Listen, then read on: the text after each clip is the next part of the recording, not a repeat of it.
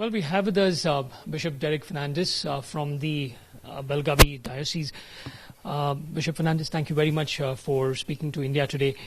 Now, the session is going on, the winter session in Belgaum right here. The government is planning to introduce the anti-conversion bill. I want your thoughts on this. Yeah, this talk has been going on for quite some time now about introduction of anti-conversion bill. I would say that it is one-sided, trying to attack one community in the society, and especially the Christian. And I would even go one step and say this is a culture of hate. No, but why do you say that it's only targeting the Christian community? Because the government says that Christianity, Islam, Hinduism, Sikhism, they're all established religions over here. No one need be afraid. They're just trying to bring this so that there's peace in society. Yeah, the law is meant for all, not only for Christians, but for people of every religion. But having seen the incidents that have taken place in recent time, the people who are targeted are Christians and nobody else. The pastors who are having their prayer sessions in the halls and at homes were attacked.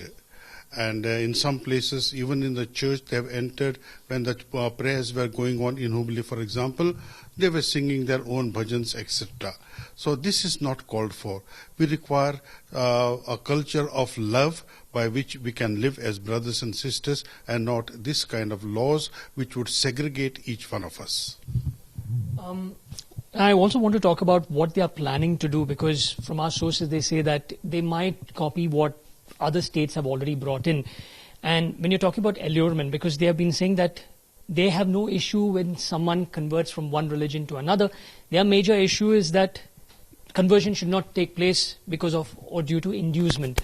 Now, if they bring in a law, they say that inducement or allurement will also be employment or giving a seat in reputed schools. This is the very reason why Christians are opposing this law. Now, what is conversion? That has to be defined first. And what is allurement? Now, I'm a bishop. I'm sitting here. Somebody comes and asks me for a blessing. And he says, after your blessing, I found peace. Is it conversion? Is it allurement? So that is the question about which we are afraid of. Now, there are so many people working in our institutions.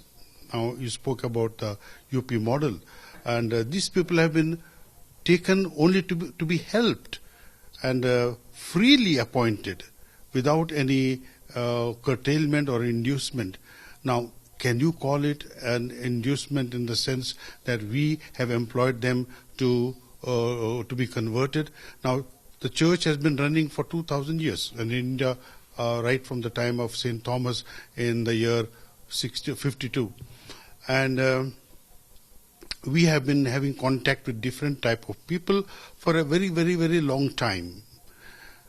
In the schools, for example, our own schools, thousands of people study every year and they pass out. Maybe their 10th standard, maybe their PUC, and in the colleges. Now, do we have any statistics about having been converted in the schools, etc.? I don't think so. The other issue I want to actually ask you about is that if someone wants to convert from, say, any religion to another religion, they would have to actually now submit a declaration form to the district magistrate. I believe that is also an issue. I do not know what the draft bill of Karnataka Anti-Conversion Act speaks about, but UP does speak about it. And if that is the case, once again, it is going to be a problem in the sense it's going to be public, and the unwanted elements in the society can go to those people. They can harass them for nothing, and the situation will be much more. This is why we are saying Christians will be harassed, Christians will be persecuted if this law comes. And in the sense, there are many, there are other laws. Like, for example, Constitution gives us guidelines. There is a IPC under which people can be punished if there is a forced or induced conversion. And a large number of eminent personalities we have actually spoken to, especially in Bengaluru, say that they have no issue whatsoever with the Catholic Church or the established Protestant Church. They have an issue with the New Age churches. They say that when you're talking about the conversion that they're talking about regarding allurement or inducement, it's happening right over there. I would say this is another strategy to divide and rule. And I wouldn't hesitate to emphasize it and say. Now, for example, in the Catholic Church, we have a law, Canon Law 748, paragraph 2, which says no one should be allowed to be baptized against their conscience. This means, if somebody does it, it's a sin. He's committing a sin and punishable. Therefore, that's what the Catholic Church teaches.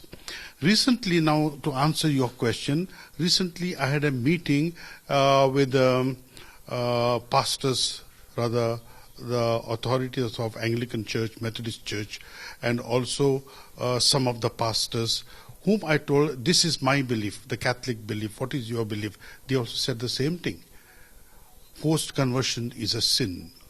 Now, about some pastors or some sects, etc., what they do could be, I do not know, but I am not aware of any forced conversions, because in that particular meeting there were also pastors, and I've asked them pointed questions, do you forcibly convert? They said no. Now the government, this is my final question, the government says that they will bring this. We do not know if it will be in this session or the next session, but they are going to bring this. What will be the step of the church now? Because you have been opposing this.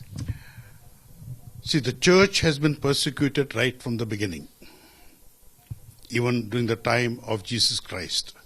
Christ was crucified. The first 3 centuries were not good for the church. The Christians were persecuted in such a way, they were crucified, they were killed, they were thrown to the animals, they were burnt at the stake. But in 313, with the Edict of Milan, the church flourished. Then, in the recent times, maybe a century ago or a little more, the church in Korea, it was a persecuted lot.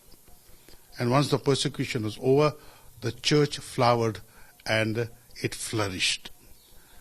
So you wanted to know what is my reaction if they pass it. I would like to just warn the government, be careful. God may not be favorable to you.